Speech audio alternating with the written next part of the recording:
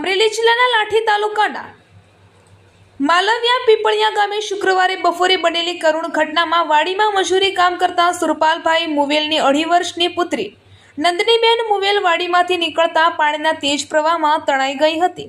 આ ઘટનાની જાણ બપોરે અંદાજે 12 કલાકે અમરેલી ફાયર કંટ્રોલ રૂમને કરવામાં આવતા ઇન્ચાર્જ ફાયર ઓફિસર હિંમતભાઈ બામણિયાના માર્ગદર્શન હેઠળ અમરેલી ફાયર એન્ડ ઇમરજન્સી સર્વિસની ટીમ તાત્કાલિક ઘટના સ્થળે પહોંચી હતી।